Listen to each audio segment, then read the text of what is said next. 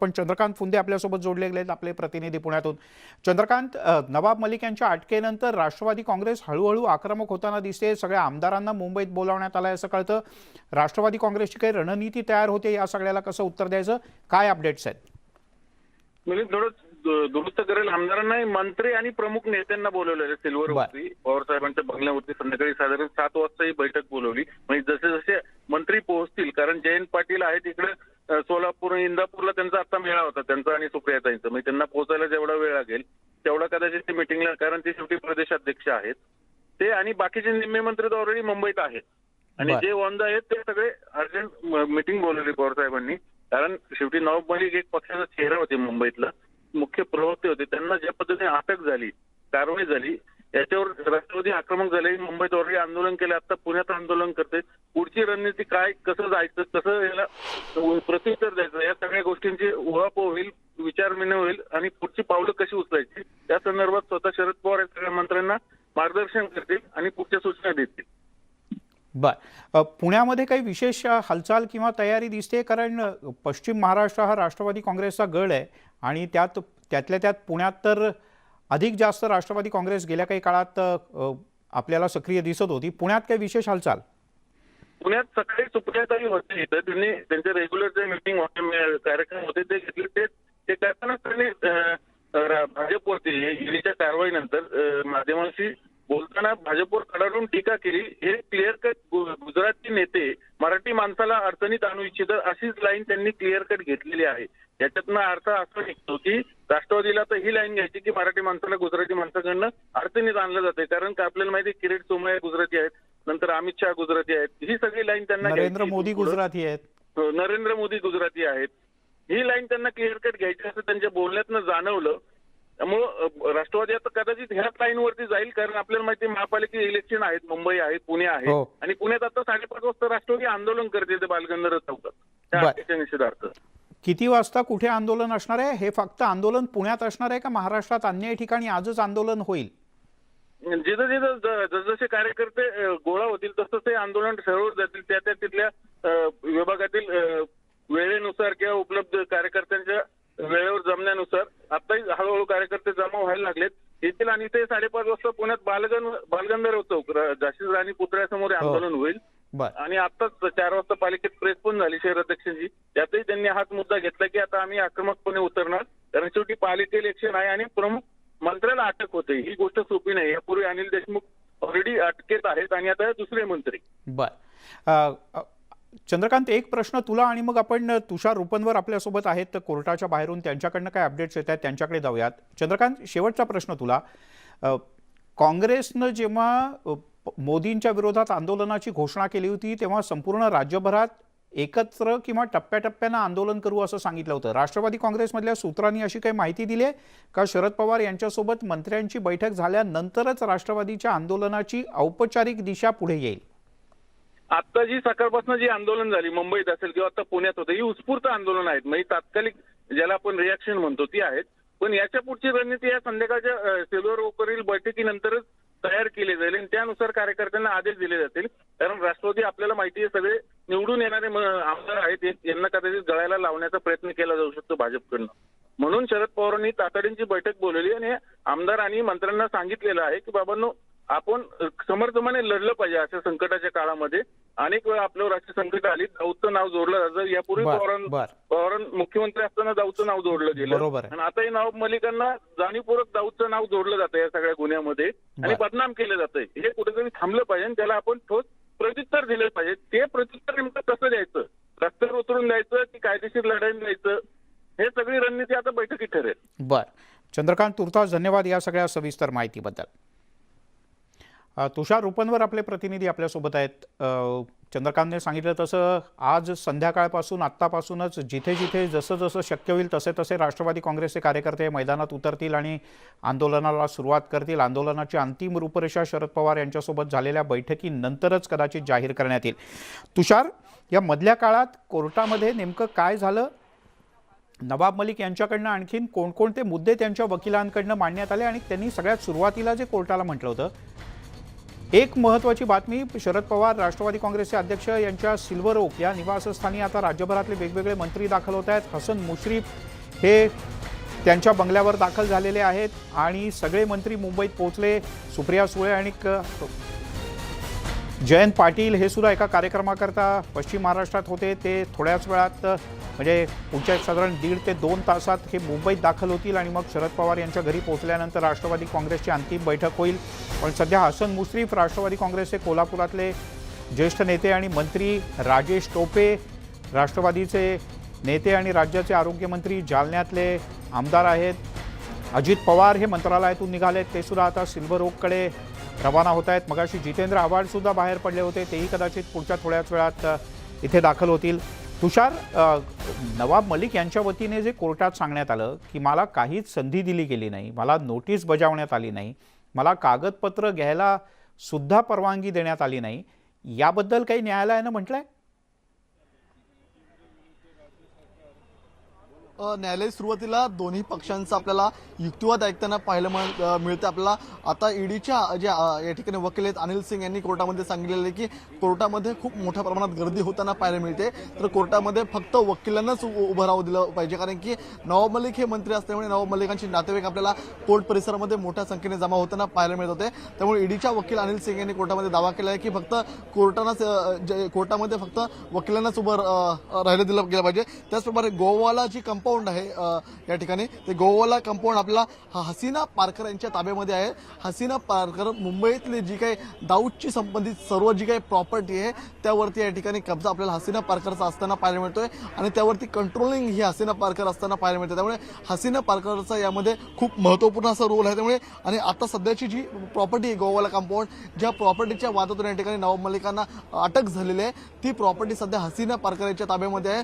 हसीना पारकर आणि दाऊद यांचं स्पष्टपणे कनेक्शन आहे आणि मुंबईतली जी काही प्रॉपर्टी आहे दाऊदची किंवा डी गँग जी काम करते त्या सर्व प्रॉपर्टीचं कंट्रोलिंग ही आपल्याला हसीना पारकर करताना पाहायला मिळते. हसीना पारकर आणि तिचे जे नातेवाईक आहेत त्यांचं या ठिकाणी नवाब मलिकांच्या या ठिकाणी कनेक्शन असल्याचं उघडकीस झालेलं आहे. त्यामुळे नवाब मलिकांचा जर रिमांड वाढून मिळाला तर नवाब मलिकांकडून चौकशीमध्ये आणखी माहिती मिळू शकते, असं ईडीचे जे वकील आहेत अनिल सिंग ते आपल्याला कोर्टामध्ये बाजू मांडताना पाहायला मिळतात. सध्या जी गोवाला कंपाऊंडची मालमत्ता आहे ती डी कंपनीची हसीना पारकर यांच्या ताब्यात असल्याचं अनिल सिंग यांनी कोर्टात सांगितलेलं आहे. बर आता ईडीला हे काम करायचं कोर्टात की जी माहिती त्यांना अंडरवर्ल्ड ज्यांना कोणाला अटक केली त्यांच्याकडनं मिळाले ते आणि नवाब मलिक यांचे संबंध ईडीला कोर्टात सिद्ध करायचे आहेत.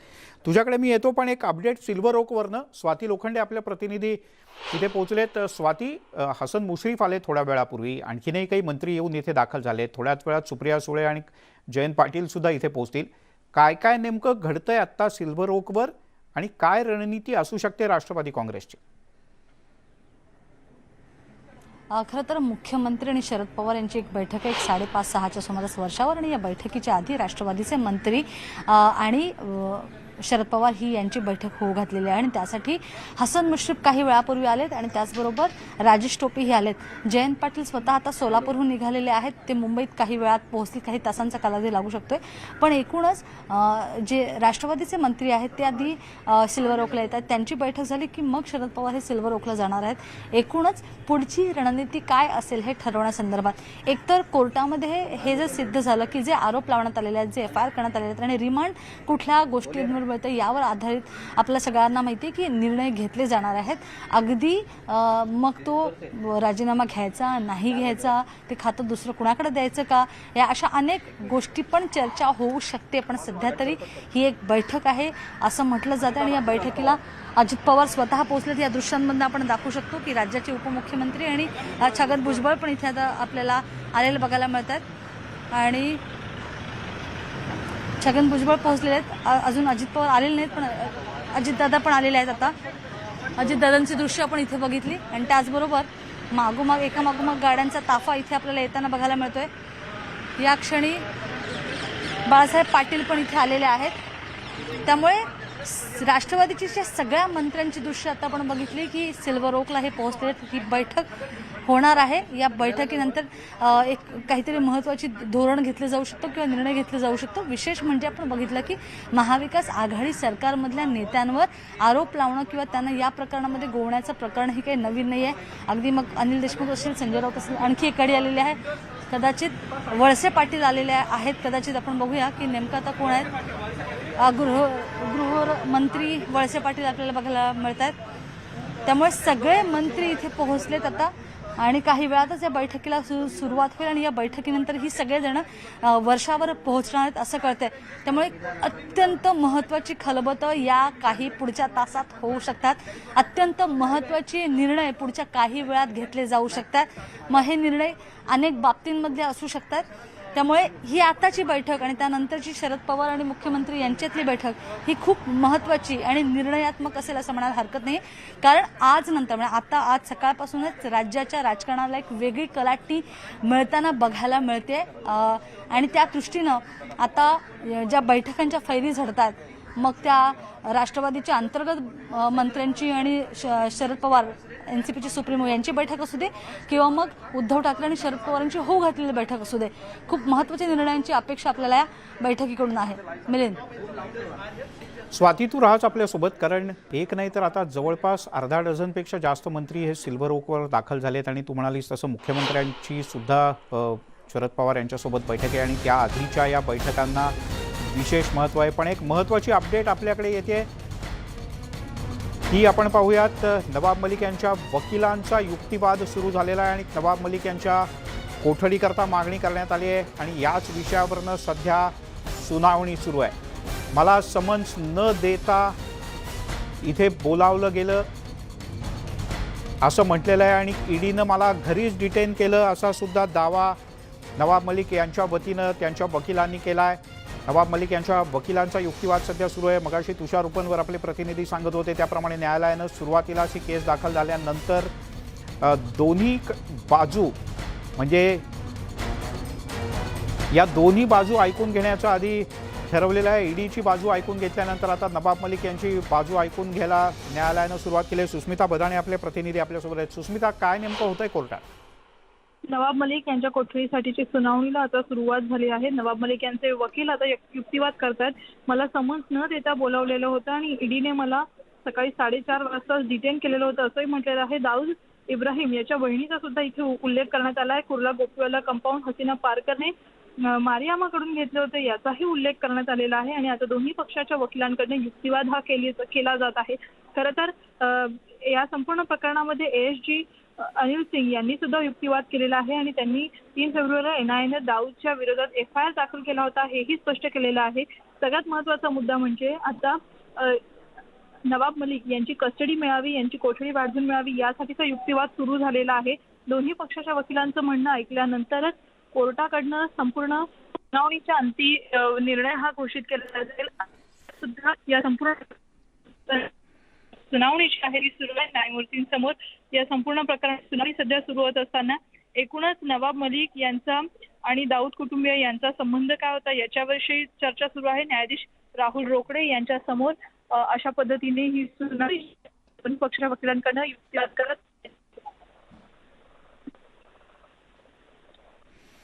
बरं, म्हणजे सध्या नवाब मलिक यांचे जे वकील आहेत अमित देसाई ते सध्या युक्तिवाद करतायत आणि हा साधारण 15 ते 20 मिनिटं हा युक्तिवाद चालू शकतो. त्यानंतर पुन्हा कदाचित सरकारी पक्षाला म्हणजेच ईडीच्या वकिलांना बाजू मांडण्याची संधी मिळू शकते आणि मग कोर्ट कदाचित आपला अंतिम निर्णय जो आहे तो देईल. साधारण पुढचा अर्धा ते पाऊण तास कमीत कमी ही सुनावणी याच पद्धतीनं चालू शकते आणि त्यानंतर न्यायालय आपला अंतिम निर्णय जो आहे तो देऊ शकतं. सुस्मिता, माझा आवाज पोहोचतोय? तुषार रूपनवर आपले प्रतिनिधी आपल्यासोबत आहेत. तुषार, जेव्हा ईडीला एखादी गोष्ट कोर्टाच्या आवारात कोर्टाच्या समोर सिद्ध करायचे, न्यायाधीशांच्या समोर सिद्ध करायचे, तेव्हा स्वाभाविकपणे काही कागदपत्र सुद्धा ईडीला प्राथमिक स्वरूपातली सादर करावी लागू शकतात. कदाचित ईडी सगळेच्या सगळे पुरावे कोर्टासमोर आत्ता मांडेल असं नाही, पण काही पुरावे तर कदाचित ईडीला द्यायला लागू शकतील किंवा आधीच्या चौकशीत नेमकं काय झालं आणि काय आम्हाला मिळालं आणि त्या आधारावर आम्ही नवाब मलिक यांच्यावर कारवाई करतोय, याच्यातल्या काही गोष्टी सांगायला लागतील. काय असे मुद्दे ईडीचे असू शकतात जे आतापर्यंत कोर्टात उपस्थित केलेत किंवा करण्यात येतील? आता गेल्या पाऊण तासापासून कोर्टामध्ये युक्तिवाद सुरू आहे. आता जे ईडीचे वकील आहेत अनिल सिंग हे आता आपल्याला रिमांडची कॉपी वाचताना पाहायला मिळतात, कारण की अनिल सिंग यांच्याकडून जो युक्तिवाद सुरू आहे त्या युक्तिवादामध्ये त्यांनी स्पष्ट म्हणलं आहे की दाऊदबद्दल सांगायची काही आवश्यकता नाही आहे. दाऊद हा कुख्यात गुंड आहे. त्याचप्रमाणे दाऊदने मुंबईमध्ये खूप मोठ्या प्रमाणात या ठिकाणी बेनामी प्रकारे या ठिकाणी जी संपत्ती आहे ती जमा केलेली आहे आणि या संपत्तीवरती या ठिकाणी कंट्रोल हा हसीना पारकर यांचा होता.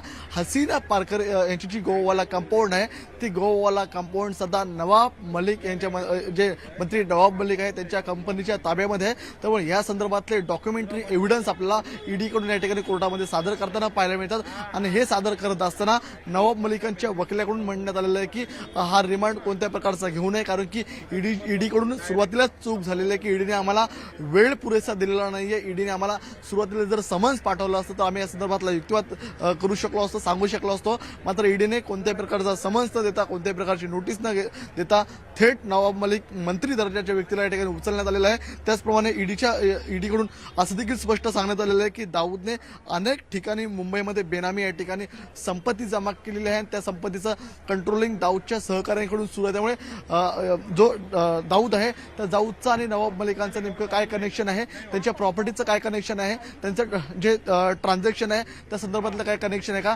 हे उघडकीस आणण्यासाठी ईडीला या ठिकाणी मंत्री नवाब मलिकांच्या रिमांडची या ठिकाणी मागणी केली जात आहे. काही वेळातच हे स्पष्ट होणार आहे की नवाब मलिकांना रिमांड मिळतोय की नवाब मलिकांना जामीन मिळतोय, हे थोड्या वेळात स्पष्ट होणार आहे. मात्र गेल्या तासाभरापासून कोर्टामध्ये जो युक्तिवाद सुरू आहे त्या दोन्ही वकिलांमध्ये आपल्याला खडाजंगी सुरू असल्याचं पाहायला मिळतंय.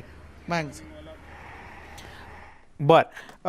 साधारणपणे याच्यात कोर्टामध्ये असा काही वेळ निश्चित केलेला असतो की एखाद्या केसची सुनावणी किती वेळ करण्यात येईल किंवा आरोपीच्या पक्षाला किंवा सरकारी पक्षाला म्हणजे ईडीच्या वकिलांना आणि नवाब मलिक यांच्या वकिलांना किती वेळ देण्यात येईल, असा काही त्याच्यात नियम आहे का? आपापल्याकडे असलेल्या कागदपत्रांच्या आधारे ही आता ईडीच्या वकिलांना त्यांची बाजू पूर्ण मांडू दिली जाते. त्याचप्रमाणे नवाब मलिकांचे वकील आपले पूर्ण बाजू मांडताना मिळतात. त्यानंतर दोन्ही वकील एकमेकांचे जे मुद्दे आहेत ते खोडताना पाहायला मिळतात. त्यामुळे यामध्ये वेळेचं कोणतंही बंधन नसतं. मात्र जी कोर्टाच्या वेळेची वेळ असते, कोर्ट हे 6 वाजता बंद होताना पाहायला मिळत असतं. मात्र कोर्ट या ठिकाणी स्पेशल वेळ काढून या ठिकाणी कोर्टाचं कामकाज सुरू ठेवत असतं, कारण की आता आपण जर ही केस पाहिली तर या केसमध्ये थेट मंत्री नवाब मलिकांचा हस्तक्षेप असल्याचा या ठिकाणी ईडीच्या अधिकाऱ्यांनी कोर्टामध्ये सांगितलेलं आहे. त्यामुळे ते डॉक्युमेंटरी एव्हिडन्स जेव्हा ईडीचे अधिकारी आपल्याला कोर्टासमोर मांडताना पाहायला मिळतील त्याला नेमका नवाब मलिकांच्या वकिलांकडून कसं प्रत्युत्तर दिलं जाते, त्यांचे आरोप कशा प्रकारे खोडून काढले जातात ते महत्त्वाचं असणार आहे. कारण की नवाब मलिकांचे जे वकील आहेत ते आपल्याला सुरुवातीला आता युक्तिवाद आता ऐकताना पाहायला मिळतात. सुरुवातीला नवाब मलिकांच्या वकिलांनी आपली बाजू मांडली. ती बाजू मांडत असताना ईडीने कशा प्रकारे नवाब मलिकांना त्रास दिला, ईडीने कशा प्रकारे नवाब मलिकांना घरातून घुसून उचलून घेऊन गेलं, ईडीने कशा प्रकारे नोटीस पाठवली नाही. जेव्हा कोणतीही ईडी एखादी कारवाई करते तेव्हा एखादी नोटीस पाठवते आणि नोटीस पाठवल्यानंतर त्या संदर्भातला आम्ही अभ्यास करतो आणि त्या संदर्भातलं उत्तर कोर्टामध्ये देत असतो. मात्र या प्रकरणामध्ये आम्हाला कोणतीही माहिती देण्यात नाही आली असं सुरुवातीला नवाब मलिकांच्या वकिलाकडून सांगण्यात आलं. त्यानंतर ईडीच्या जे वकील आहेत अनिल सिंग यांनी कोर्टामध्ये सांगितले की 3 फेब्रुवारी 2022ला या ठिकाणी आम्ही दाऊद याच्यावरती देखील FIR दाखल केलेला आहे. कारण की गोवावाला ही कंपाऊंडची जी प्रॉपर्टी आहे ती 3 एकरची जमीन आहे, ती फक्त कवडीमोल किमतीने विकत घेतली हाच वाद नाही आहे यामध्ये. तर ती ज्या व्यक्ती विकत घेतलेलं आहे त्यांचं अंडरवर्ल्ड कनेक्शन आहे. त्यामध्ये सरदार शाह अली खान असतील किंवा हसीना पारकरांचे या ठिकाणी संबंधित व्यक्ती या ठिकाणी असतील, पटेल यांचा यामध्ये सहभाग आहे आणि त्यांचं या ठिकाणी कनेक्शन आता नवाब मलिकांसोबत असल्याचं ईडीच्या अधिकाऱ्यांनी कोर्टामध्ये सांगितलेलं आहे. हे सांगत असताना त्यांना जर आणखी माहिती बाहेर काढायची असेल, चौकशी करायची असेल, इन्व्हेस्टिगेशन करायचं असेल तर त्यांना नवाब मलिकांच्या या ठिकाणी कोठडीची मागणी या ठिकाणी केली जात आहे. आता कोर्ट या संदर्भातला काय निकाल देते म्हणजे साधारण तुषार असं आपण म्हणू शकतो की ईडीच्या या विशेष कोर्टामध्ये ही जी सुनावणी होते ती साधारण अर्धा ते पाऊण तास, याच्यापेक्षा जास्त वेळ सहसा सुनावणी होत नाही, कारण ही पहिलीच सुनावणी आहे या केसच्या संदर्भातली. आता ईडीला फक्त कस्टडी पाहिजे, कस्टडीनंतर चौकशी केली जाईल, चौकशीनंतर काही पुरावे सापडत आहेत का किंवा ज्यांना आत्ता ताब्यात घेण्यात आलं आहे ते नवाब मलिक काही कन्फेशन देत आहेत का, काही चूक माझ्याकडनं झाली किंवा अन्य काही गोष्टी मान्य करतायत का किंवा त्यांच्याकडनं काही लिखित जबाब घेतला जाईल, तो दुसऱ्या पुढच्या सुनावणीच्या वेळेला सादर केला जाईल. पण साधारण अर्धा ते पाऊण तासाभरात ही सगळी सुनावणी संपत असते आणि कोर्ट अंतिम निर्णय देत असतं, असं म्हणता येईल आपल्याला? हो, कोर्ट अर्थात आता गेल्या तासाभरापासून सुनावणी सुरू आहे. या तासाभराच्या सुनावणीमध्ये आपल्याला ईडीच्या अधिकाऱ्यांकडून नवाब मलिकांची जी रिमांडची मागणी केली जाते, ती रिमांडची मागणी करत असताना नेमकं त्यांना नवाब मलिकांकडून कुठली चौकशी करायची आणि त्यामध्ये इन्व्हेस्टिगेशनमध्ये त्यांना आणखी किती धागेदोरे बाहेर काढायचे हे आपल्याला ते कोर्टाला सांगताना पाहायला मिळतात. अजूनही कोर्टाने या संदर्भात निकाल दिलेला नाही आहे, मात्र कोर्ट काही वेळामध्ये या संदर्भात निकाल देईल हे असं अपेक्षित आहे. कारण की जेव्हा कोणतीही सुनावणी होत असते तेव्हा सुरुवातीला 1 ते 2 तासामध्ये कोर्ट दोन्ही पक्षांची बाजू ऐकून या ठिकाणी प्रायमरी फेसिसवर या ठिकाणी आपल्याला कोर्ट निकाल देताना पाहायला मिळतं. मात्र अद्यापही कोर्टाने निकाल दिलेला नाहीये. तासभर आपल्याला त्या ठिकाणी पूर्ण तास होताना पाहायला मिळतोय. मात्र आता काही वेळामध्ये या ठिकाणी कोर्ट निकाल देऊ शकतं आणि निकाल देत असताना कोर्ट नवाब मलिकांच्या रिमांड देते का किंवा त्यांना जामीन देते हे आपल्याला कोणत्याही क्षणी पाहायला मिळेल. बर, तुषार रूपनवर आपले प्रतिनिधी आपल्यासोबत आहेत, जे कोर्टाच्या बाहेर उभे आहेत. सुस्मिता बदाणे आपल्यासोबत आहेत, स्वाती लोखंडे आपल्या प्रतिनिधी आपल्यासोबत आहेत आणि आमचे महाराष्ट्रातले वेगवेगळे रिपोर्टर महाराष्ट्रात विविध ठिकाणी तैनात आहेत. त्यांच्या सगळ्यांच्या माध्यमातून महाराष्ट्रातली या सगळ्याबद्दलची प्रत्येक अपडेट आम्ही तुम्हाला एक्सक्लुझिव्ह दृश्यांसह न्यूज 18 लोकमतवर दाखवतोय. महाराष्ट्रामध्ये वेगवेगळ्या ठिकाणी राष्ट्रवादी काँग्रेसचे कार्यकर्ते आंदोलनाकरता रस्त्यावर उतरणार आहेत, त्याबद्दलच्याही अपडेट्स आहेत. स्वाती लोखंडे आपल्यासोबत आहेत. सिल्वर ओकवर शरद पवार यांच्या या निवासस्थानी सध्या मोठ्या प्रमाणात हालचाल. स्वाती, मगाशी तू म्हटलंस त्याप्रमाणे साधारण जवळपास अर्धा डझन मंत्री इथे येऊन पोहोचलेत. पुढच्या काही वेळात अन्यही काही मंत्री इथे येऊन दाखल होतील. आणि जी दुसरी अपडेट आहे ती म्हणजे आज थोड्या वेळाने राष्ट्रवादी काँग्रेसचे अध्यक्ष शरद पवार आणि राज्याचे मुख्यमंत्री उद्धव ठाकरे यांच्यात सुद्धा एक बैठक होणार आहे.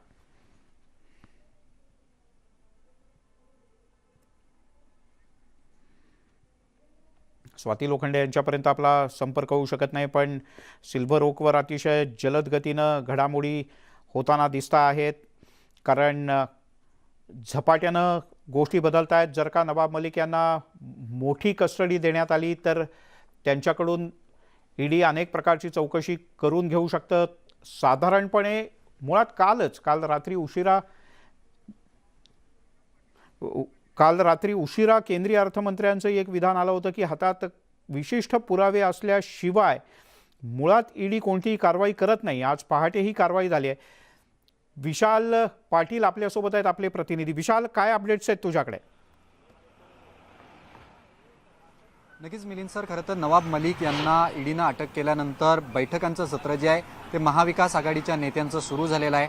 आपल्याला माहिती आहे की सिल्वर ओकवरती शरद पवार यांच्या अध्यक्षतेखाली सर्वच राष्ट्रवादीचे जे नेते आहेत, मंत्री आहेत, त्यांच्याबरोबर बैठक जी आहे ती सुरू झालेली आहे. आणि या बैठकीनंतर वर्षा निवासस्थानी, जे मुख्यमंत्र्यांचं सरकारी निवासस्थान आहे, या ठिकाणी हे महाविकास आघाडीचे नेते जे आहेत हे मुख्यमंत्र्यांना भेटणार आहेत. या सर्व तपास यंत्रणांच्या बाबतीत एक चर्चा जी आहे ती वर्षावरती केली जाईल. मात्र ज्या पद्धतीनं नवाब मलिक यांना अटक केल्यानंतर महाविकास आघाडीच्या नेत्यांकडनं प्रतिक्रिया आलीत की केंद्रीय तपास यंत्रणा ज्या आहेत ह्या चुकीच्या पद्धतींचा केंद्रीय तपास यंत्रणांचा वापर केला जातोय आणि त्या अंतर्गत राज्य सरकारला जो आहे तो त्रास दिला जातोय. खरं तर काही मंत्र्यांच्या रिएक्शनही आलेल्या आहेत की सरकार पाडण्यासाठी या सगळ्या गोष्टी केल्या जात आहेत असं म्हटलेलं आहे. मात्र साधारणतः एक 5:30-6 नंतर वर्षा या निवासस्थानी ही बैठक सुरू होईल. या बैठकीला राज्याचे उपमुख्यमंत्री अजित पवार, काँग्रेसचे नेते बाळासाहेब थोरात, या सर्व महाविकास आघाडीचे अनेक नेते जे आहेत ते उपस्थित राहणार आहेत. मुळात म्हणजे या मुख्यमंत्र्यांच्या भेटीला शरद पवार सुद्धा येणार असल्याची माहिती कळते. शरद पवार सुद्धा वर्षा निवासस्थानी येथे येऊन एक बैठक जी आहे ती घेतली जाणार आहे. त्यामुळे बैठकींचं सत्र जे आहे ते नवाब मलिक यांच्या अटकेनंतर सुरू झालेला आहे. आता याच्यामध्ये सगळ्यात महत्त्वाचा हा प्रश्न आहे की नवाब मलिक यांचा राजीनामा घेतला जाणार का? सूत्रांकडून अशी माहिती मिळते की त्यांचा राजीनामा घेतला जाईल. मात्र एक बैठकीत नेमकं काय चर्चा होते, कारण का PMLA कोर्टात सुनावणी सुद्धा जी आहे ती नवाब मलिक यांची सुरू आहे. जर नवाब मलिक यांना कस्टडी किंवा न्यायालयीन कोठडी जर जास्त दिवसांची दिली तर नवाब मलिक यांचा राजीनामा घ्यायचा की नाही, याच्या बाबतीत जे आहेत ती एक चर्चा जी या बैठकींमध्ये होऊ शकते.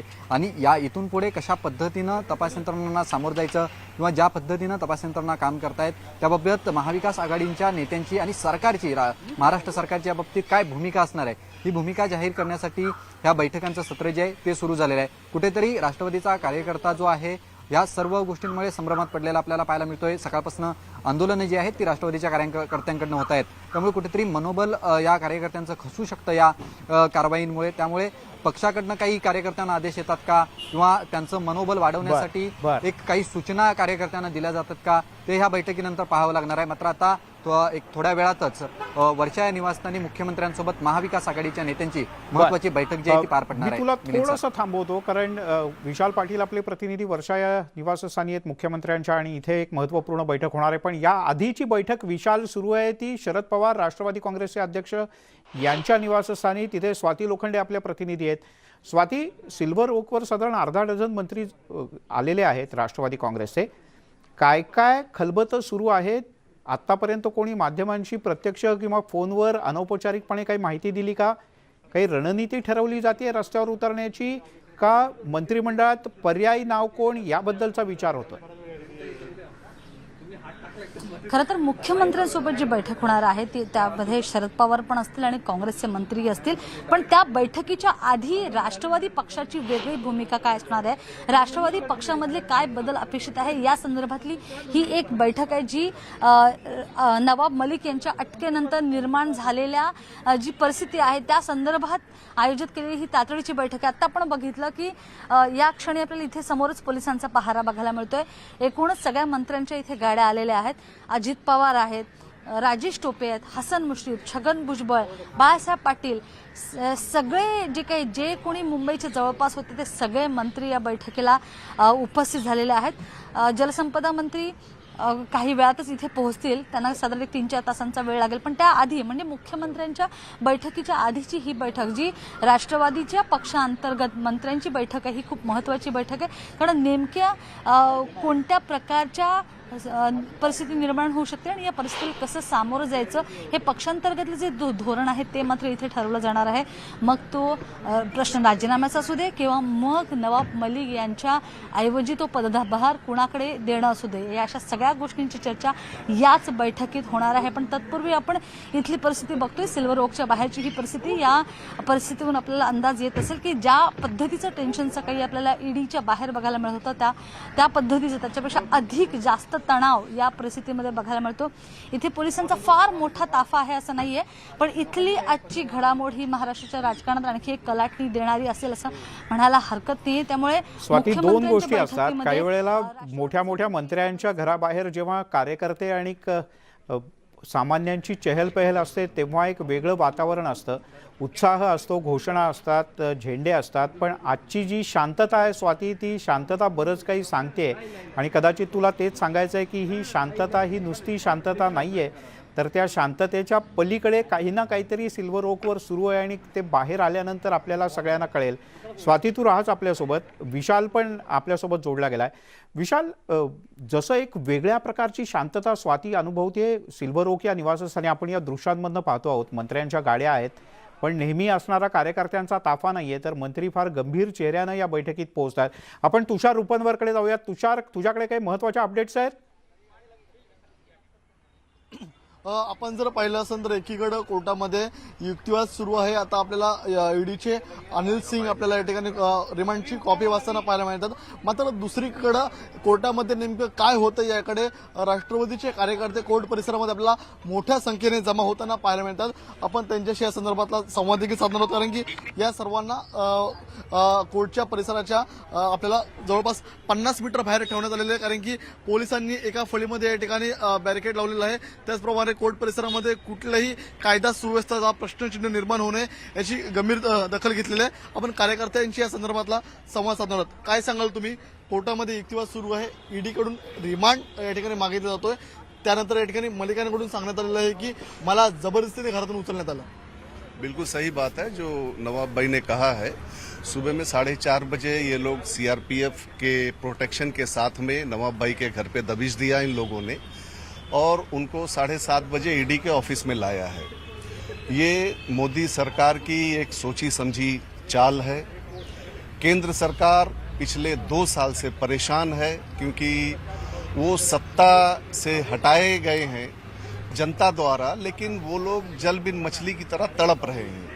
आपने ये देखा है कि बीजेपी सरकार उसकी जितनी भी एजेंसियां हैं, चाहे वो इनकम टैक्स हो चाहे ईडी हो, सभी को उसने सक्रिय रखा है और सरकार के पीछे पड़ी हुई है।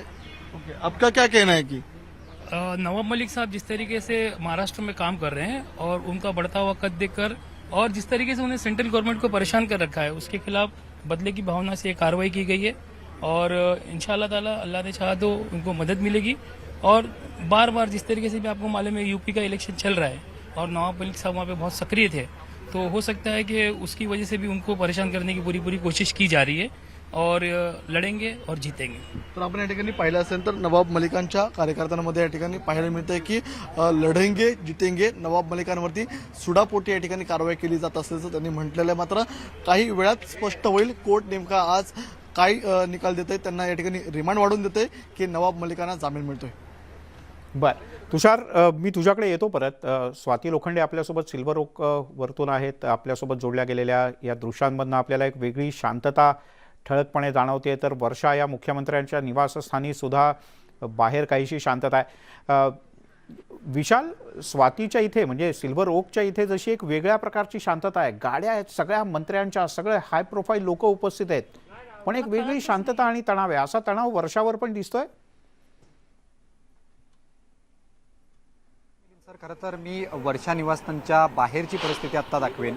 ज्या पद्धतीनं वर्षा निवासस्थानी दररोज मंत्र्यांच्या गाड्या जात असतात, वर्षा निवासस्थानी याचे मोठ्या संख्येनं महत्त्वाचे कार्यकर्ते किंवा महत्त्वाचे नेते जे आहेत त्यांची ये-जा असते। मात्र गेले 2 तासामध्ये या ठिकाणी कोणत्याही मंत्र्याची गाडी जी आहे ती वर्षा निवासस्थानमध्ये आतमध्ये जाताना आम्हाला दिसलेली नाही। अत्यंत शांतता जी आहे ती या परिसरात आपल्याला मला पाहायला मिळते। खरं तर वर्षा निवासस्थानच्या बाहेर अशा बैठका असल्या किंवा एखादी कार्यकर्त्यांचा मेळावा असला किंवा महाविकास आघाडीच्या नेत्यांची जरी बैठक असली तरी एक वेगळ्या प्रकारचं वातावरण जे आहे ते आपल्याला पाहायला मिळतं। मात्र आज परिस्थिती काहीशी वेगळी आहे। त्या ठिकाणी शांत असं वातावरण जे आहे ते आपल्याला पाहायला मिळते। एक महत्त्वाची अपडेट आपल्या हाती येते विशाल, मी काही सेकंद तुला थांबवतो। न्यूज 18 लोकमतला सूत्रांनी माहिती दिली, त्यानुसार नवाब मलिक यांचा राजीनामा घेणार नाही असं शरद पवार यांच्या बैठकीत निश्चित झाल्याचं सूत्रांचं म्हणणं आहे। विनोद राठोड आपले प्रतिनिधी आपल्यासोबत आहेत। विनोद, काय अधिक माहिती आहे, सविस्तर सांग।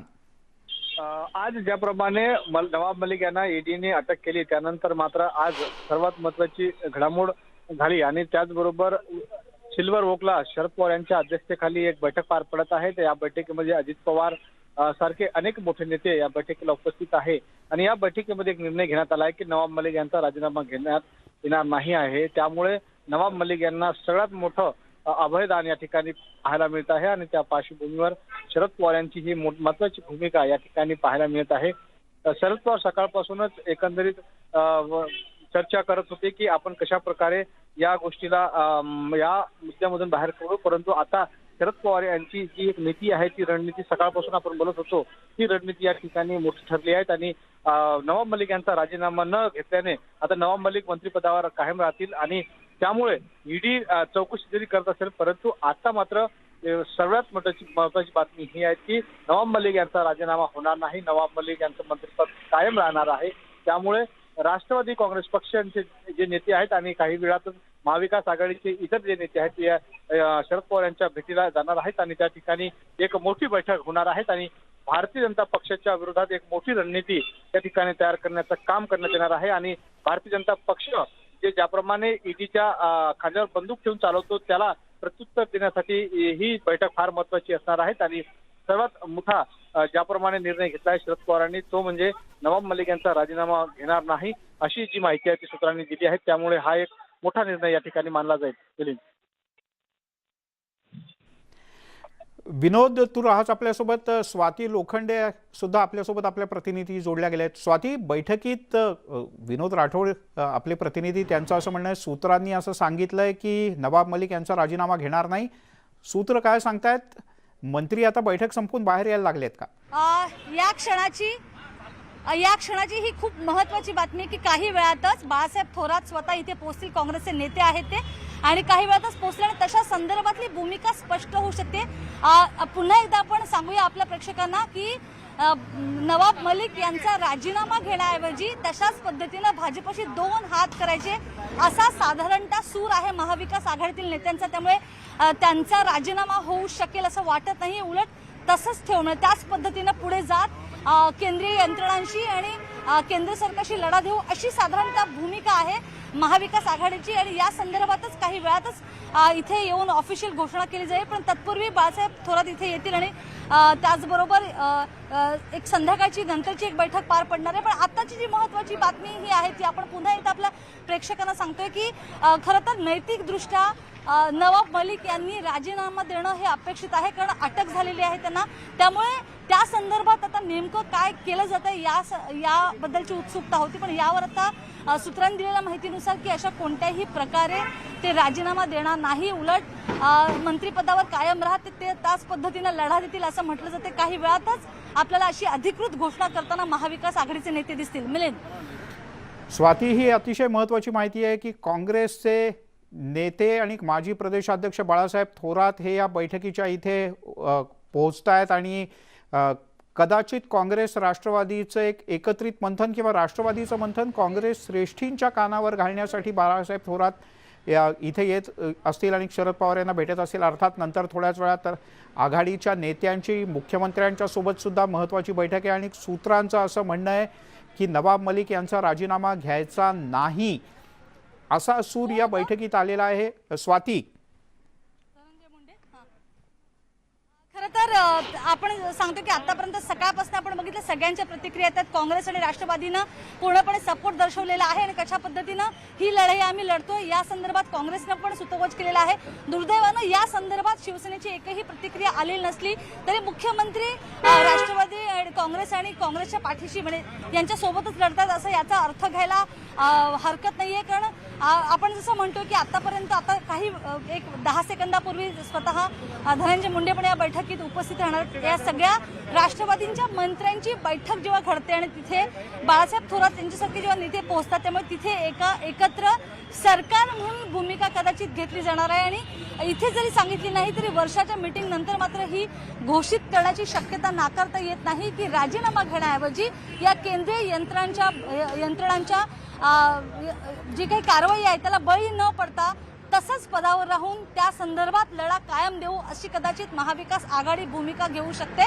महाविकास आघाडीनं आतापर्यंत म्हणजे मग सेना असेल आणि एनसीपी असतील यांच्या अनेक मंत्र्यांवर अशा पद्धतीची ईडीच्या कारवाईच्या नोटीसा आल्या आणि त्यानंतर एक ठोस भूमिका घ्यायची वेळ आली ती हीच आहे असं म्हणायला हरकत नाही। कारण आता महाविकास आघाडी ही भूमिका घेताना आपल्याला काही वेळात यावर शिक्कामोर्तब होईल की राजीनामा घेण्याऐवजी राजीनामा न घेता त्याच पदावर कायम राहत हा लढा द्यायचा आहे। केंद्रीय यंत्रणा ज्या बळाचा वापर करतात, आपल्या अधिकारांचा वापर करतात असा आरोप करतात हे सगळे म्हणजे राष्ट्रवादी आणि काँग्रेसचे लोक नेते आणि या यंत्रणांना बळी न पडता किंवा यांच्या कारवाईला न बळी पडता एकत्रितपणे लढा द्यायचा अशी भूमिका महाविकास आघाडीने घेतलेली आणि जी अत्यंत महत्त्वाची भूमिका आहे। राजकारणात एक वेगळी कलाटणी मिळाली। स्वाती, मी तुला थोडंसं थांबवतो कारण कोर्टातनं काही महत्त्वाचे अपडेट्स येत आहेत। ईडीच्या वकिलांच्याकडनं काही महत्त्वाचे दावे करण्यात आलेले आहेत। काय काय ईडीच्या वकिलांनी हे दावे करताना म्हटलंय? हसीना पारकर आणि मलिक यांची सूत्र नेमके ईडी कसे जोडते तुषार रुपनवर? तुषार, काय आणखीन अपडेट्स आहेत? काय नेमकं म्हटलंय ईडीच्या वतीनं कोर्टात? आता आपल्याला ईडीच्या वतीने कोर्टामध्ये जो युक्तिवाद केला जातोय त्या युक्तिवादामध्ये नेमकं जमिनीचे पेपर हस्तांतरित कशा प्रकारे झालं हे सांगताना पाहायला मिळतात। ही प्रॉपर्टी जी होती गोवावाला कंपाऊंड ही आपल्याला ही प्रॉपर्टी प्रामुख्याने हसीना पारकर यांनी जी ही प्रॉपर्टी आहे ती 55 लाखांमध्ये या ठिकाणी नवाब मलिकांच्या संबंधित कंपनीला विकण्यात आली होती। मूळ ह्या कंपनीचे मूळ गोवावाला कंपाऊंडचे आपल्याला मालक वेगळे होते, त्यांच्याकडून फक्त ही जमीन जे हसीना पारकर जे सहकारी आहेत पटेल त्यांच्या ताब्यामध्ये देण्यात आली होती। त्यांना सांगण्यात आलं होतं की या जमिनीवरती कोणीही ताबा घेऊ नये असं सांगण्यात आलं होतं। मात्र त्यांनी ही परस्पर प्रॉपर्टी विकली आणि त्यानंतर हसीना पारकरने ही प्रॉपर्टी नवाब मलिकांशी संबंधित कंपनीला फक्त 55 लाख रुपयांमध्ये कवडीमोल किमतीने विकण्यात आले। त्यामुळे ईडीचं असं म्हणणं आहे की PMLAच्या ऍक्ट अंतर्गत जे काही पुरावे लागतात ते सर्व पुरावे आमच्यासाठी आहेत, त्यामुळे आम्हाला अधिकचा तपास करण्यासाठी आम्हाला रिमांड वाढवून देण्यात यावा। आता आपलं कोर्ट या ठिकाणी नवाब मलिकांच्या वकिलांचा युक्तिवाद आता ऐकेल।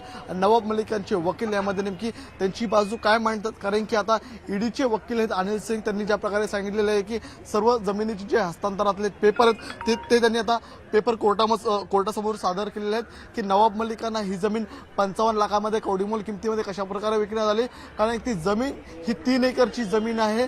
ती जमीन LBS मार्गाला ज्या ठिकाणी आहे त्या जमिनीची तेव्हा मूळ किंमत ही 4.5 कोटींपर्यंत होती. 4.5 कोटींची या ठिकाणी जमीन हसीना पारकर यांनी फक्त 55 लाखाला कशी विकली, या संदर्भातले सर्व डॉक्युमेंटरी एव्हिडन्स आपल्याला ईडीच्या वकिलांनी कोर्टामध्ये सादर केलेले आहेत आणि त्यांनी मागणी केलेली आहे की आम्हाला नवाब मलिकांची या जमिनी संदर्भातला इन्व्हेस्टिगेशन करण्यासाठी आम्हाला आणखी कालावधी हवाय, आणखी वेळ हवाय. आता कोर्ट या संदर्भात म्हणजे तुषार आपण म्हणू शकतो की काही महत्वाचे पुरावे ईडी न्यायालयात सादर करतंय, किमान पुराव्यांचं सूतोवाच करतंय, प्रत्यक्ष कागदपत्र नाही सादर केली तरी या गोष्टी घडल्या होत्या आणि याची चौकशी करण्यासाठी आम्हाला नवाब मलिक यांची कस्टडी पाहिजे असा दावा ईडीच्या वतीनं करण्यात आला. तिकडे सिल्वर ओकवरनं काही महत्त्वाच्या अपडेट्स आहेत. स्वाती, काँग्रेसचे कोण कोण नेते येऊन पोहोचले आहेत? आतापर्यंत सार्वजनिक बांधकाम मंत्री अशोक चव्हाण आणि बाळासाहेब थोरात महसूल मंत्री दोघेही पोहोचलेत आणि जसं आपण काही मिनिटांपूर्वीच काही क्षणापूर्वीच आपण सांगितलं होतं की महाविकास आघाडीचे नेते आपली एक आघाडी म्हणून भूमिका इथे स्पष्ट करणार आहेत आणि त्यासाठीच हे दोघेही नेते आतापर्यंत इथे आपल्याला पोहोचलेले बघायला मिळतात आणि यांच्या बैठकीनंतर कदाचित हे स्पष्ट होईल की नवाब मलिक यांना राजीनामा द्यावा लागणार नाही. उलट नवाब मलिक यांचा राजीनामा न घेताच त्या पद्धतीनं एक आघाडी म्हणून लढण्याचा, केंद्रीय यंत्रणांशी आणि भाजपशी लढण्याचा निर्णय ही आघाडी काही वेळातच घोषित करू शकते आणि यासाठी स्वतः बाळासाहेब थोरात जे महसूल मंत्री आहेत आणि अशोक चव्हाण सार्वजनिक बांधकाम मंत्री आहेत ते इथे पोहोचलेले आहेत. त्यामुळे काँग्रेसनं राष्ट्रवादीच्या मंत्र्यांना आणि राष्ट्रवादीच्या विरुद्ध होणाऱ्या कारवाईला कशा पद्धतीनं त्यांच्या विरोधामध्ये भाजपच्या विरोधामध्ये नेहमीच राष्ट्रवादीला सपोर्ट केलेला आहे आणि त्यानंतर आपल्याला बघतोय की सकाळपासूनच जेव्हा नवाब मलिक यांना अटक झाली त्यानंतर काँग्रेसने हे कायम आपण या नवाब मलिकांसोबत आहोत, राष्ट्रवादी सोबत आहोत हे ठासून सांगितलं आणि त्यानंतर मात्र आता एक आघाडी म्हणून समोर जाण्याची ही वेळ आहे.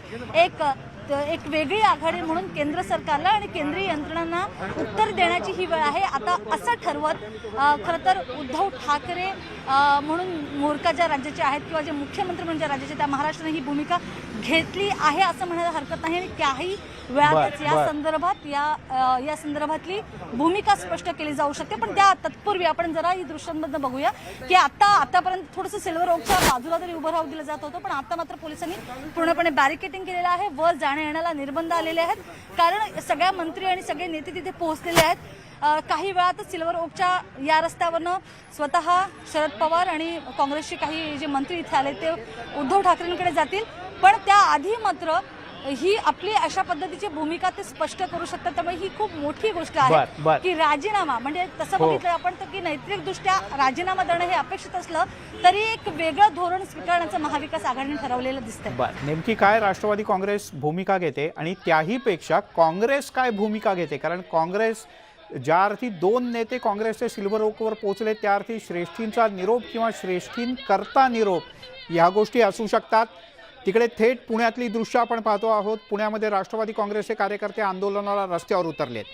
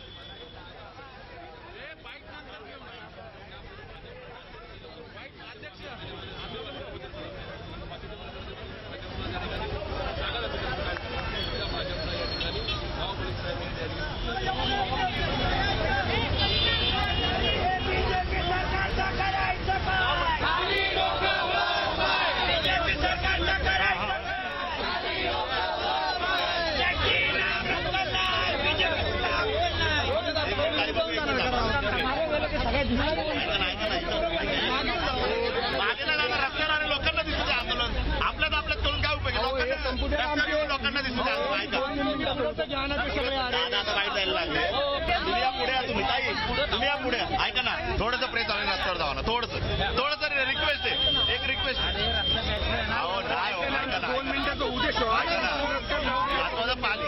महत्वाचं लोकांना दिसणं गरजेचं आम्ही अडवलं नाही तर भावे बघ काय करणार मला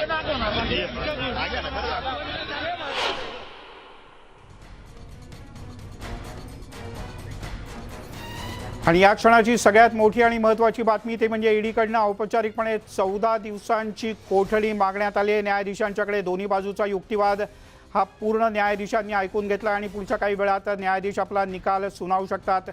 आधी सुरुवातीला 7 ते 14 दिवसांची कोठडी मागितली जाऊ शकते अशी माहिती सगळ्यात आधी न्यूज 18 लोकमतनं तुम्हाला दिली होती आमचे प्रतिनिधी तुषार उपनवर यांनी, की साधारणपणे 7 दिवसांची कोठडी अनेकदा मागितली जाते, पण यावेळेला 14 दिवसांच्याच कोठडीची मागणी करण्यात आली. तुषार, काही वेळापूर्वीच तू सांगितलं होतं की 14 दिवसाची कोठडी मागितली जाऊ शकते. हा, कारण की त्याचं कारण असं आहे की 14 दिवसांची कोठडी यासाठी मागितली जाऊ शकते कारण की ईडीने त्या संदर्भातले पुरावे कोर्टामध्ये सादर केलेले आहेत. गोवाला कंपाऊंड यांचे जे मूळ मालक होते त्या मूळ मालकाला कोणत्याही स्वरूपाची या ठिकाणी रक्कम मिळालेली नाही. मात्र जे हसीना पारकर यांनी त्यांचे सहकारी आहेत सलीम पटेल यांना फक्त पॉवर ऑफ अटर्नी दिली होती की त्या ठिकाणी तुम्ही ही जमीन कुणालाही विकू नका, फक्त ताबा ठेवा.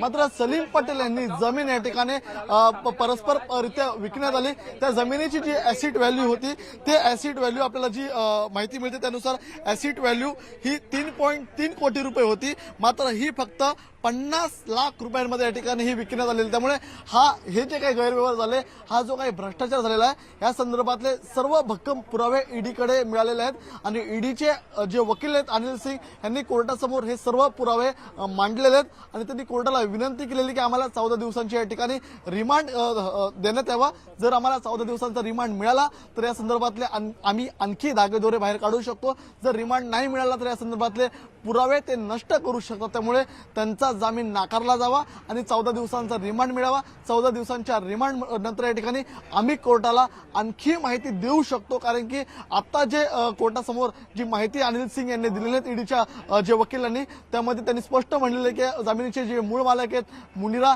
यांनी ईडीला येऊन सांगितलं की गोवावाला कंपाऊंड संदर्भामध्ये माझ्याकडून जबरदस्तीने ही जमीन हसीना पारकर यांनी घेतली. हसीना पारकर यांनी ही जमीन घेतल्यानंतर हसीना पारकरांचे जे सहकारी होते, जे मुंबईतलं दाऊदचं जे काम पाहत होते, त्या मुंबईतल्या ज्या प्रॉपर्टी होत्या त्या प्रॉपर्टीवरती कंट्रोलिंग त्यांचं होतं. त्यांनी त्यापैकीच गोवाला कंपाऊंडची जी जागा आहे ती आपल्याला कंट्रोलिंगसाठी घेतली होती. मात्र त्यांनी त्यांच्याकडे जी अटर्नी या ठिकाणी लिहून देण्यात आलं होतं की त्यांना ही जमीन तुम्ही विकू नये. मात्र त्या ठिकाणी त्यांनी त्यांचा या ठिकाणी गैरवापर करत ती जमीन परस्पर विकली. मात्र जमीन देखील विकत असताना त्यांनी या ठिकाणी अतिशय कवडीमोल किमतीने जमीन बरोबरच तुषार, म्हणजे ईडीचा असा दावा आहे की साधारण 3.25 ते 3.5 कोटी रुपयांची जी साधारण त्याची किंमत होती त्यापेक्षा अत्यल्प म्हणजे केवळ 50 लाख रुपयांमध्ये या जमिनीचा व्यवहार करण्यात आला आणि खरं तर तो व्यवहार करू नये कोणत्याही प्रकारचा असं सांगण्यात आलेलं असताना सुद्धा लिखापडी त्याची झालेली असताना सुद्धा व्यवहार झाला आणि 3.5 कोटी सुमारे 3.5 कोटीच्या जमिनीचा 50 लाखात व्यवहार झाला. आणि त्यामुळे ईडीचं असं म्हणणं आहे की यात आणखीन काही गोष्टी असू शकतात आणि त्याच्याकरता 14 दिवसांची कोठडी पाहिजे. तुषार, आपण सिल्वर ओकवरनं आणि वर्षावरनं काही अपडेट्स घेणार आहोत, पण त्याआधी तुला एक प्रश्न, जर का 14 दिवसांची कोठडी नवाब मलिक यांची मिळाली ईडीला तर पुढची प्रक्रिया काय असू शकते? पुन्हा एकदा त्यांची वैद्यकीय तपासणी केली जाईल का आणि पुढची कारवाई काय असेल? नवाब मलिकांची वैद्यकीय तपासणी झालेली आहे. जर नवाब मलिकांची 14 दिवसांची कोठडी ईडीला मिळाली तर या 14 दिवसांच्या कोठडीमध्ये ईडीला अनेक महत्त्वाचे इनपुट्स काढता येऊ शकतात. कारण की आता ईडीच्या कोठडीमध्ये आपल्याला इक्बाल कासकर यांच्यासहित आपल्याला अन्य महत्त्वाचे आरोपी आहेत. त्यामुळे इक्बाल कासकर असेल, नवाब मलिक असेल, यांची संयुक्तपणे चौकशी केली जाऊ शकते आणि जर संयुक्तपणे चौकशी केली गेली तर त्यामध्ये या ठिकाणी ईडीला जे महत्त्वाची जी माहिती पाहिजे ती माहिती या जमिनी संदर्भातली मिळू शकते आणि त्यांचं नेमकं अंडरवर्ल्ड कनेक्शन काय आहे ते या 14 दिवसांच्या रिमांडमध्ये मिळू शकतं. त्यामुळे ईडीचा प्रामुख्याने दावा वारंवार केला जातोय या युक्तिवादामध्ये की आम्हाला 14 दिवसांची तुम्ही कोठडी द्या. कारण की 14 दिवसांच्या कोठडीसाठी जे भक्कम पुरावे पाहिजेत ते डॉक्युमेंटरी एव्हिडन्स आम्ही तुमच्यासमोर मांडलेले आहेत. यातला जो पहिला एव्हिडन्स या ठिकाणी जो कोर्टामध्ये सादर करण्यात आला की ती म्हणजे जमिनीची मूळ किंमत काय होती आणि जमीन ही अतिशय कवडीमोल किमतीने विकण्यात आली. जमिनीचे जे मूळ मालक होते त्या मूळ मालकाला यामध्ये कोणत्याही स्वरूपाचा नफा झाला नाही. त्याचप्रमाणे ही जमीन या ठिकाणी परस्पर दुसऱ्या व्यक्तीने ताबा घेतला. त्याचप्रमाणे ताबा घेतलेल्या व्यक्तीने ही जमीन परस्पररित्या या ठिकाणी एका मंत्री महोदयांना विकण्यात आली. त्यामुळे या ठिकाणी पॉवरचा देखील या ठिकाणी गैरवापर करण्यात आलेला आहे. या संदर्भात जेव्हा पहिल्या सुनावणीच्या वेळी असे पुरावे मांडले जातात तेव्हा कोर्ट या संदर्भातली नेमकी आता काय भूमिका घेते थोड्याच वेळामध्ये. तुषार, या सगळ्या संदर्भात आपण 1 मिनिटाकरता असं गृहीत धरू की 14 दिवसांची कोठडी ईडीला नवाब मलिक यांची मिळाली. या 14 दिवसांच्या आधी नवाब मलिक यांच्याकडनं ईडीच्या याच न्यायालयाकडे किंवा समकक्ष न्यायालयाकडे जामिनासाठी किंवा अन्य एखादी याचिका दाखल केली जाऊ शकते का? त्यांना तशा प्रकारचे अधिकार आहेत का?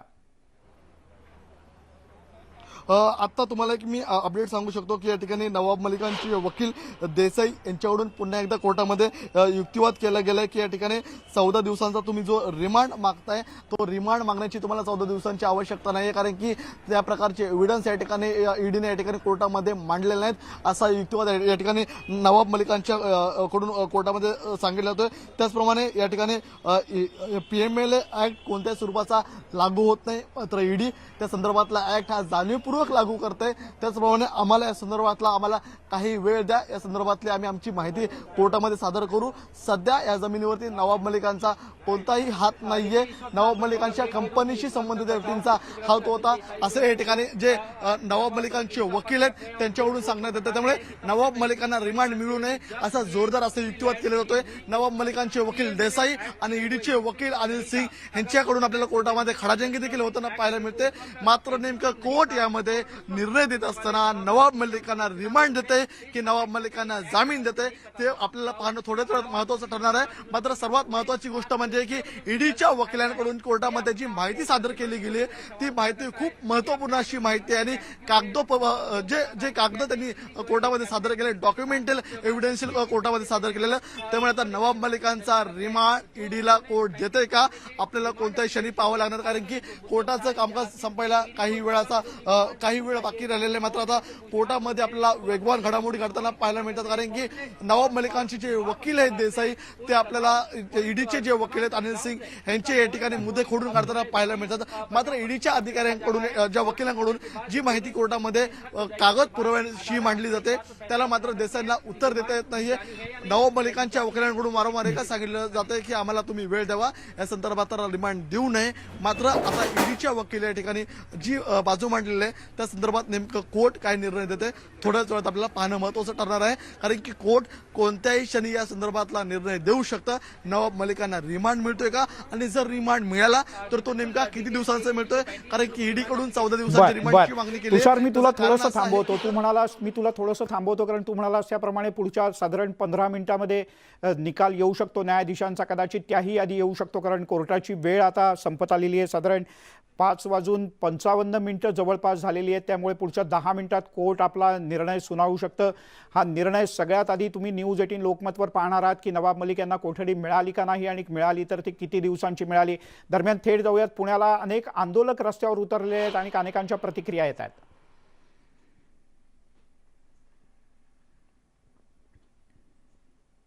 चालू आहे त्याचा निषेध करायला कायदेशीर तर लढाई आम्ही लढणारच आहोत, परंतु सत्तेचा गैरवापर करणारी लोक देशासाठी राज्यासाठी घातक आहे.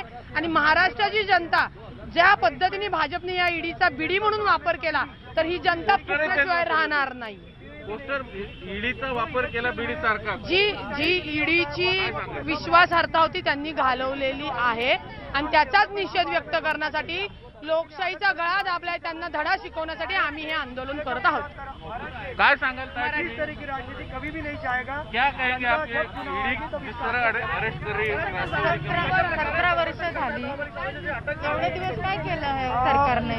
17 वर्षानंतर तुम्ही कारवाई करत असाल तर चुकीच आहे ना. मग ज्यावेळेस तुम्हाला कारवाई करायची आहे तर एवढे वर्ष कशासाठी लावले तुम्ही? एवढंच आणि जाहीर निषेध करत आहोत कारवाई करण्याचं षडयंत्र. काय सांगाल तुम्ही? आपल्याकडे जर सत्ता नाही ज्या राजकीय अभ्यासक व्यक्तींनी भाजपवर नरेंद्र मोदींवर जे काही सत्यता आणण्याचा प्रयत्न केला, शरद पवार साहेब असतील, आदरणीय अजितदादा असतील, नवाब मलिक साहेब असतील, या सर्वांना काय सांगशील? आपण पाहू शकतो काय भूमिका आहे नेमकी तुमची? लाईव्ह सुरू आहे. 2 मिनिट. अरे 1 मिनिट. काय सांगाल? ज्या ठिकाणी आपलं सरकार नाही त्या ठिकाणी आपल्या विरोधकांना नामोहरम करण्याकरता सर्व शासकीय यंत्रणा वापरायच्या, त्यातला त्रास द्यायचा, इन्क्वायरी लावायची, हे कुठवर तुम्ही चालवणार आहात? सत्ता नाही मिळाल तर काही दिवस थांबा, जनतेपुढे जा आणि मग आपल्याला सत्तेचा कौल घ्या. ह्या जनता जनार्दन आहे, ही भारतातली जनता आहे. येथे हुकुमशाही प्रवृत्ती कधी चालू दिली नाही. ज्या काँग्रेसनी ज्या विचारांनी 150 वर्ष इंग्रजांची लढा देऊन हा देश ताब्यात घेतला. राष्ट्रवादी कशा पद्धतीने रस्त्यावर उतरणार आहे? राष्ट्रवादी या ठिकाणी कुठल्याही राष्ट्रीय नेत्यावरती, राजकीय नेत्यावरती आमच्या जर आपण आरोप केला तर आम्ही त्याच पद्धतीने आपल्याला उत्तर देणार आहे.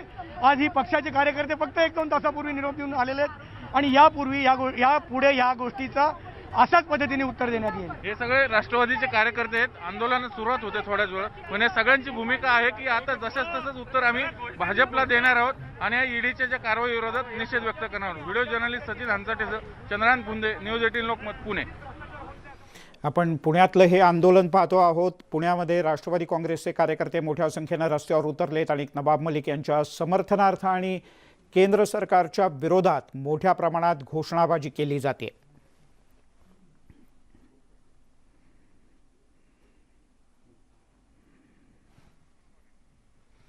तुषार रूपनवर आपले प्रतिनिधी आपल्यासोबत जोडले गेले आहेत. कोर्टाच्या सगळ्या अपडेट्स तुषारकडनं आपल्याला मिळत आहेत. तुषार, तू मगाशी म्हणाला होता साधारण पुढच्या 10 मिनिटांमध्ये निकाल येऊ शकतो.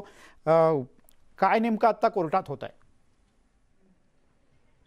आता कोर्टामध्ये प्रामुख्याने 14 दिवसांच्या रिमांड संदर्भामध्ये युक्तिवाद सुरू आहे. नवाब मलिकांचे वकील देसाई यांच्याकडून सांगितलं जात आहे कोर्टामध्ये की 20 वर्ष तुम्ही यामध्ये गप्पा का होता, 20 वर्षांपूर्वी हा झालेला व्यवहार आहे, तर 20 वर्षांनंतर तुम्ही आता हे प्रकरण का सुरू केलेलं आहे. त्याचप्रमाणे ईडीने नवाब मलिकांच्या घरी यापूर्वी ज्या धाडी मारल्या होत्या, नवाब मलिकांच्या घरी जे सर्च ऑपरेशन केलं होतं, त्या सर्च ऑपरेशनमध्ये ईडीच्या हाती काही लागलं नव्हतं. जर ईडीच्या हाती सर्च ऑपरेशनमध्ये काही लागलं नाहीये तर ईडीने नवाब मलिक मंत्री असताना त्यांना जबरदस्तीने का या ठिकाणी ताब्यामध्ये घेण्यात आलं. या ठिकाणी सुडापोटी हे फक्त राजकारण केले जाते. नवाब मलिक ज्या प्रकारे या ठिकाणी काम करतात त्यामुळे सुडापोटी राजकारण केले जाते असं देसाईंनी म्हटलेलं आहे. आता प्रामुख्याने या ठिकाणी जो युक्तिवाद सुरू आहे मयंक सर, त्यामध्ये की आता नवाब मलिकांना 14 दिवसांचा रिमांड मिळू नये हा युक्तिवाद देसाईंकडून केला जातोय. कारण की त्यांचं असं स्पष्ट म्हणणं आहे की 20 वर्षांपूर्वीचा हा व्यवहार आहे. 20 वर्षांपूर्वीच्या व्यवहारामध्ये तुम्ही या संदर्भातले डॉक्युमेंट नवाब मलिकांच्या घरी जे तुम्ही सर्च ऑपरेशन करत होता तेव्हा तुम्हाला कोणतेही मिळाले नाहीये. त्यामुळे तुम्ही 14 दिवसांचा जो रिमांड मागताय तो 14 दिवसांचा रिमांड हा अवैध असल्याचं नवाब मलिकांच्या वकिलांकडून स्पष्ट करण्यात आलेलं आहे. तर दुसरीकडे नवाब मलिकांच्या विरोधामध्ये या ठिकाणी जे अनिल सिंग आहेत या ठिकाणी जे ईडीकडून माहिती देताना पाहायला मिळत होते कोर्टामध्ये, त्यांनी युक्तिवाद करताना स्पष्टपणे म्हटलेलं आहे की जे ठळक मुद्दे त्यांनी कोर्टामध्ये मांडले त्यातला जो पहिला मुद्दा होता की यामध्ये जी मुनिरा इथली जी मूळ मालक होती त्यांना या संदर्भातला कुठलाही लाभ झाला नाहीये. त्यांनी जो दुसरा मुद्दा मांडला की ह्या जमिनीची मूळ किंमत या ठिकाणी 3.5 कोटी असताना ही कवडी मूळ किमतीने का विकण्यात आली. त्यांनी तिसरा जो मुद्दा मांडलेला आहे कोर्टामध्ये की हसीना पारकर ही दाऊदची या ठिकाणी सहकारी आहे आणि ती मुंबईतल्या सर्व प्रॉपर्टी कंट्रोलिंग करत होती. हसीना पारकरने तिचा सहकारी सलीम पटेल यांना ही प्रॉपर्टी विकली नव्हती तर त्यांच्या ताब्यात दिली होती, त्यांना पॉवर ऑफ अटर्नी लिहून दिली होती. तुषार, मी तुला थोडंसं थांबवतो. जे तू मुद्दे सांगतोयस त्यातले आणि त्या व्यतिरिक्तचे काही मुद्दे आपण ग्राफिक्सच्या माध्यमातून आपल्या प्रेक्षकांना सांगूयात, त्यांना ते समजणं अधिक सोपं जाईल. आपण ग्राफिक्सच्या माध्यमातून जाणून घेऊयात काय काय मुद्दे मांडण्यात आले अमित देसाई यांच्याकडनं. अमित देसाईंनी असा युक्तिवाद केला की ईडीच्या रिमांड कॉपीतली भाषा सुद्धा चुकीची आहे. सर्च ऑपरेशनमध्ये ईडीला काहीही मिळालेलं नाही. एवढंच नाही तर अमित देसाईंनी असाही दावा केला की 6 वाजता मलिक यांना ईडीच्या ऑफिसमध्ये आणण्यात आलं आणि इतक्या लवकर कोणत्याही प्रकारची पूर्वसूचना न देता, रिमांडची कॉपी न देता अशा प्रकारची कारवाई करणं हे पूर्णतः चुकीचं आहे, अशा प्रकारचा दावा अमित देसाई यांनी केला आहे.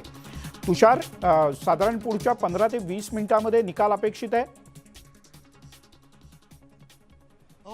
पुढच्या 15 ते 20 मिनिटांमध्ये निकाल अपेक्षित आहे कारण की दोन्ही वकिलांचा युक्तिवाद हा पूर्ण झालेला आहे.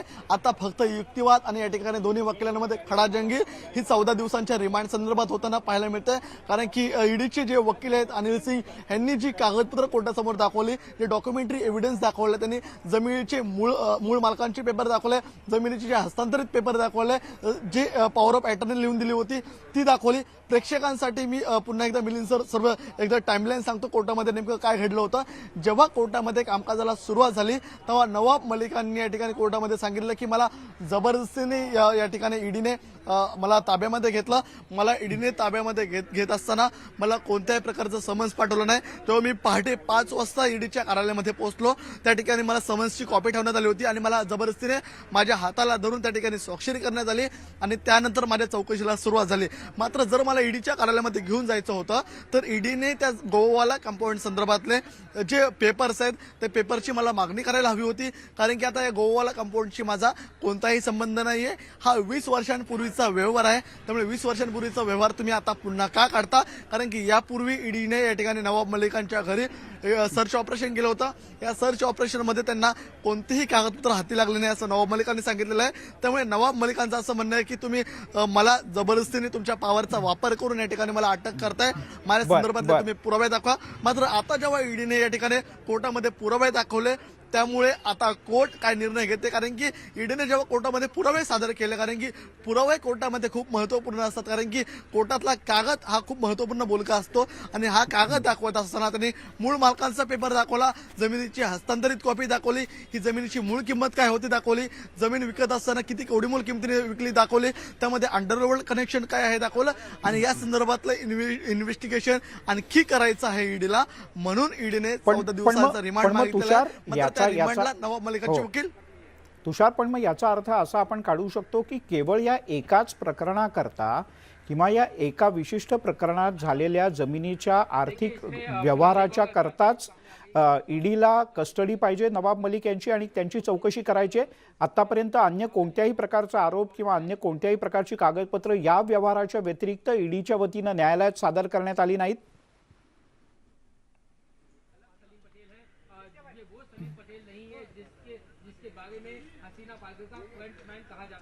आवाज येत नाही. तुषार, फक्त या एकाच व्यवहाराच्या संदर्भात ईडीचा आक्षेप आहे आणि या एकाच व्यवहाराच्या संदर्भातली कागदपत्र न्यायालयात सादर करण्यात आली नवाब मलिक यांच्या विरोधात. गोवाला कंपाऊंड संदर्भातले डॉक्युमेंट ईडीने या ठिकाणी कोर्टामध्ये सादर केलेले आहेत. त्याचं कारण असं की गोवाला कंपाऊंडमध्ये या ठिकाणी ज्या लिंक्स आहेत त्या लिंक्स या अंडरवर्ल्डशी कनेक्शन आहे, कारण की या गोवाला कंपाऊंडमध्ये ज्या व्यक्तीचं नाव समोर आलं आहे त्या व्यक्तीचं नाव आहे हसीना पारकर. हसीना पारकर दाऊदशी संबंधित सर्व प्रॉपर्टीवरती कंट्रोलिंग करताना पाहायला मिळत होते आणि हसीना पारकर यांनी मुनिरा या व्यक्तीकडून जी प्रॉपर्टी विकत घेतली होती, ही प्रॉपर्टी विकत घेत असताना मुनिराला कोणताही लाभ झाला नाही.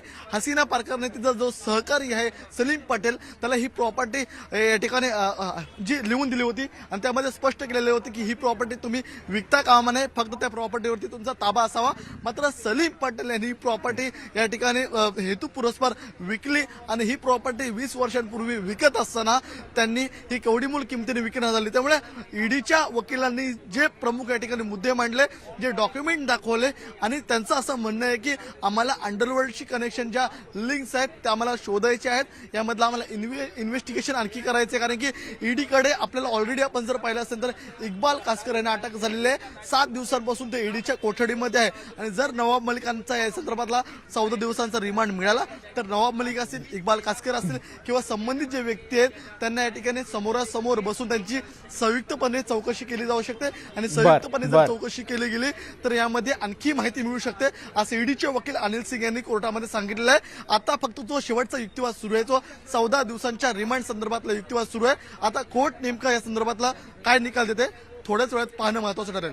निश्चित तुझ्या पाठीमागे थोडीशी हालचाल सुरू झालेली आहे कोर्टामध्ये. ईडीच्या या विशेष न्यायालयात न्यायमूर्तींच्या समोर अंतिम युक्तिवाद आणि अंतिम युक्तिवादानंतर पुढच्या काही मिनिटांमध्ये न्यायाधीशांचा अंतिम निकाल की नवाब मलिक यांची कोठडी ईडीला द्यायची का नाही किंवा द्यायची असेल तर किती दिवसांची कोठडी द्यायची. तर सध्याचा शेवटचा युक्तिवाद फक्त 14 दिवसांची कोठडी द्यायची का त्यापेक्षा कमी दिवसांची कोठडी द्यायची, एवढ्याच विषयावरचा युक्तिवाद सध्या ईडीच्या वकिलांमार्फत आणि नवाब मलिक यांच्या वकिलांमार्फत न्यायाधीशांच्या समोर सुरू आहे.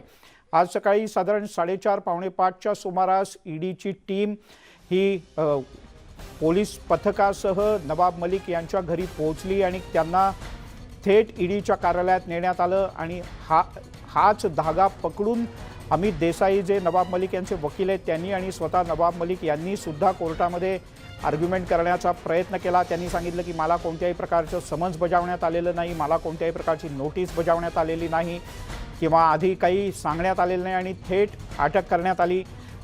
पण कोर्टानं हे सगळं ऐकून घेऊन आता फक्त किती दिवसांचा रिमांड, किती दिवसांची कस्टडी याच्याच वर पुढच्या काही मिनिटांमध्ये निर्णय अपेक्षित आहे. थेट जाऊयात पुन्हा एकदा पुण्याला, कारण राज्यात अनेक ठिकाणी आंदोलनं सुरू